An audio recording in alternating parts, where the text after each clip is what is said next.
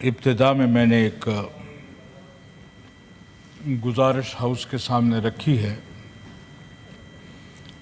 جو گزشتہ دنوں واقعہ ہوا ڈیرہ اسماعیل خان میں. تو اس پر ہم نے وہاں کے ذمہ داروں سے بھی بات کی ہے اور حد الوسع کوشش کی ہے کہ یہاں پر ہم جب بھی کوئی بات کرتے ہیں جی تو فوراً اس کو کہتے ہیں کمیٹی کی طرف بھیج دیا جاتا ہے. ہمارے ایک بزرگ سیاستدان کہتے تھے کہ کمیٹی کا معنی ہے کم مٹی. لہذا اس واقعے کو اس طرح نہ دیکھا جائے. یقیناً ملکوں کے چلانے کے لیے جہاں بجٹ بہت ضروری ہے اور اس پر یہاں ہر ممبر جو ہے وہ بحث بھی کرتا ہے اور ہم بھی کریں گے، لیکن ان تمام چیزوں سے پہلے امن ہے. اگر میرا دکاندار دکان تک نہیں پہنچ سکتا، اگر میرا کاروباری شخص اپنے کاروبار کے آفس تک نہیں پہنچ سکتا، اگر میں اپنے گھر نہیں جا سکتا، میں گھر سے نکلتے ہوئے خوف محسوس کرتا ہوں، تو پھر امن نہیں ہوگا. تو پھر کاروبار کیسے ہوگا، ملک کیسے چلے گا، یہ سسٹم کیسے چلے گا؟ میرے خیال میں ہمیں پہلے امن پر توجہ دینی چاہیے کہ ہم اس ملک کا امن کیسے بحال کر سکتے ہیں.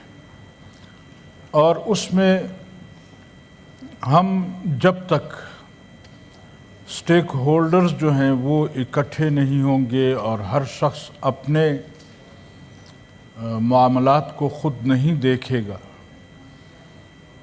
اس وقت تک ممکن نہیں ہے کہ ہم اس ملک کو امن کے راستے پر ڈال سکیں. ہمارے ہاں ہم نے پہلے بھی کئی مرتبہ کہا ہے کہ ہمارے ادارے، ہمارا اسٹیبلشمنٹ جو ہے وہ ہمیشہ ملک کے چلانے میں ٹانگیں اڑاتے ہیں، لیکن جب بھی ہمارے ان اداروں پر کوئی مشکل آتی ہے، کوئی ملک پر مشکل آتی ہے، تو جمعیت علماء اسلام نے ہمیشہ اس بات کا ثبوت دیا ہے کہ ہم نے ملک کا ساتھ دیا ہے. اور ہمیں یہ باتیں سننی بھی پڑتی ہیں کہ دیکھیں آپ پھر اس اسٹیبلشمنٹ کی بات کرتے ہیں، پھر ان اداروں کے ساتھ چلنے کی بات کرتے ہیں، لیکن حقیقت یہ ہے کہ ہمیں یہ ملک عزیز ہے اور ہم اس ملک پر بچوں کو بھی قربان کر سکتے ہیں، خود کو بھی قربان کر سکتے ہیں. اور اگر کوئی وقت اللہ نہ کرے کہ ایسا آئے کہ ہمارے خون کی ضرورت ہوگی تو انشاءاللہ جمعیت علماء اسلام کا ایک ایک ورکر وہ اس ملک کے دفاع کے لیے حاضر ہوگا. لیکن میں نے عرض کیا کہ امن یہ علامت ہوتی ہے، آپ کا کاروبار بھی چلتا ہے، آپ کے معاملات بھی چلتے ہیں. ہم نے کئی مرتبہ گزارشیں کی ہیں کہ ہماری اسٹیبلشمنٹ جو ہے وہ بجائے ملک چلانے کے اس ملک کے تحفظ کے لیے بارڈر کی طرف جائیں. ہمارے بزرگ کہا کرتے تھے کہ یہ آنکھوں کی پلکیں جو ہیں یہ آنکھوں کے حفاظت کے لیے ہوتی، لیکن پلکوں کا اگر ایک بال بھی آنکھ میں چلا جائے تو آنکھ بے قرار ہوتی ہے، آنسو بہاتی ہے اور تب تک بہاتی ہے جب تک وہ بال آنکھ سے نکال نہ دیا جائے. آج صورتحال یہ ہے کہ پلکیں ساری کی ساری ہمارے آنکھوں میں، اور پھر ظلم بالائے ظلم یہ ہے کہ ہمیں کہتے ہیں رو گے بھی نہیں، آنسو بھی نہیں بہیں گے، یعنی ماریں گے بھی اور آنسو بھی نہیں بہانے. کب تک ہم، یعنی یہ میں نے ابھی کچھ وقت پہلے عرض کیا کہ کیا ہمیں اس طرف دھکیلا جا رہا ہے کہ جس سے ہم نے ہمیشہ اپنے آپ کو بچایا ہے.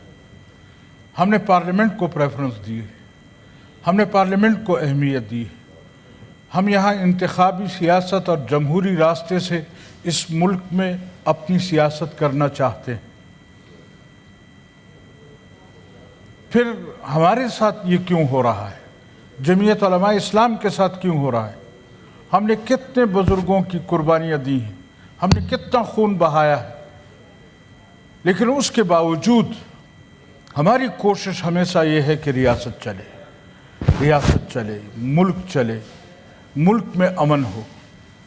لیکن جب ریاستی ادارے ہی ملک کے امن کو تباہ کرنے کی کوشش کریں اور اپنی حکومت بچانے کے لیے، اپنی پاور کو محفوظ کرنے کے لیے ریاستی ادارے وہ ہمیں آپس میں لڑائیں، ہمارے درپے ہو جائیں۔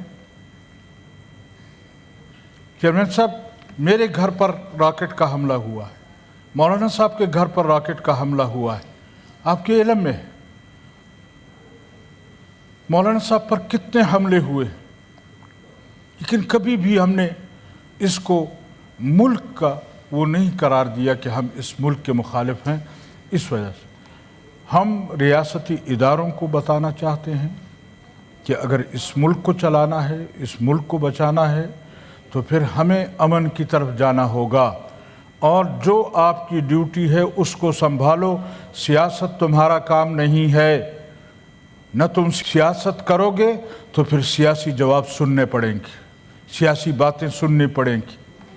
مزاج اپنا وہی ہے، اور آتے ہیں سیاست میں بہت کچھ برداشت کرنا پڑتا ہے۔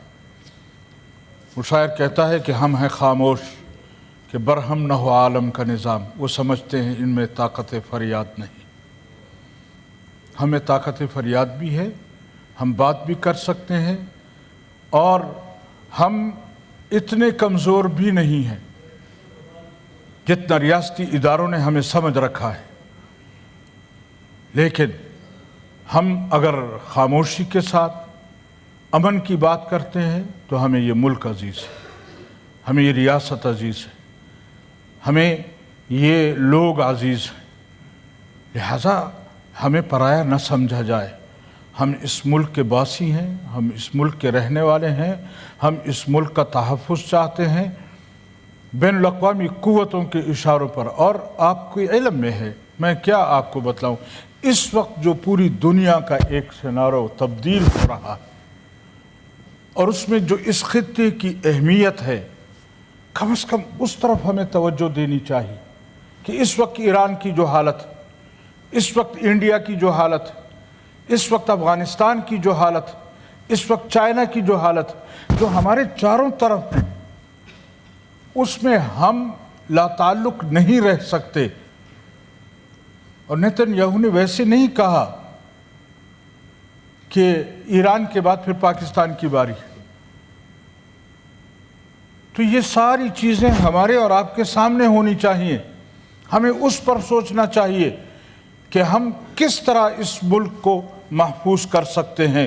اگر ہم آپس میں دست بگریباں ہوں گے تو پھر دشمن اس چیز کا فائدہ اٹھائے گا۔ اور ہم نے ہمیشہ اس ملک کے لیے، اس قوم کے لیے، اس ریاست کے لیے ہمیشہ آپ کو سنا ہے، لیکن ہماری کیوں کوئی نہیں سنتا؟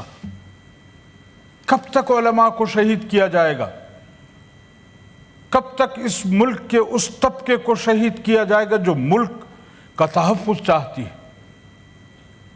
بین الاقوامی قوتیں تو چاہیں گی کہ اس ملک کو کمزور کیا جائے، لیکن ہم یہ نہیں چاہتے کہ یہ ملک کو کمزور کیا جائے۔ ہم نہیں چاہتے کہ اس ملک کو پھر مزید ٹکڑے کیا جائے۔ لیکن اگر یہ صورتحال رہتی ہے تو پھر میں دست بستہ عرض کروں گا کہ ہم اس ملک کو پھر توڑنے کی طرف جا رہے ہیں۔ اس وقت جو بلوچستان کی صورتحال ہے، اس وقت جو KPK کی صورتحال ہے، آپ لاکھ کہیں کہ وہاں امن ہے، وہاں کوئی ایسی بات نہیں ہے، وہاں ریاست کے خلاف کوئی تصور نہیں ہے، لیکن ہم آپ سے کہتے ہیں کہ اس رویے کی وجہ سے یہ ملک ایک مرتبہ پھر تقسیم ہونے جا رہا ہے۔ کیوں ہم ہوش کے ناخن نہیں لیتے؟ کیوں ہم سیاسی لوگوں کے کاموں میں مداخلت کرتے ہیں؟ کیوں ملک کے چلانے میں مداخلت کرتے ہیں؟ جو کام آپ کا ہے بھلے کریں اس کو، ہم نے آپ کے لیے کبھی کوئی رکاوٹ نہیں ڈالی، لیکن جو کام سیاستدانوں کا ہے آئے روز اس میں رکاوٹیں ڈالی جاتی ہیں۔ یعنی آپ پاکستان کی تاریخ اٹھا کر دیکھیں کہ یہاں کتنے مارشل لا لگے، مارشل لاؤں کا دورانیہ کتنا رہا، اور اگر کوئی ان منتخب حکومت بھی آئی ہے اس پر بھی پریشر ان اداروں کا رہتا ہے۔ ان اداروں کے بغیر ہماری حکومتیں چلتی نہیں ہیں،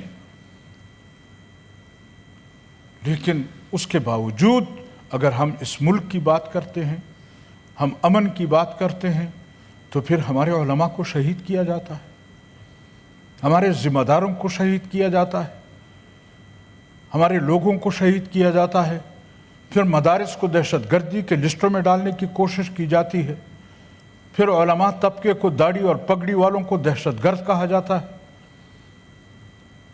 تو میں دست گزارش کروں گا کہ اگر ہم نے اس ملک کو چلانا ہے، اگر ہم نے اس ملک کے مستقبل کو محفوظ کرنا ہے، ہم نے یہاں کے نوجوانوں کو محفوظ کرنا ہے، پھر تمام سٹیک ہولڈرز کو میں اپنے سیاسی قائدین سے بھی گزارش کروں گا، کہ از راہ خدا ان لوگوں کے اشاروں پر چلو گے تو یہ ملک نہیں بچے گا۔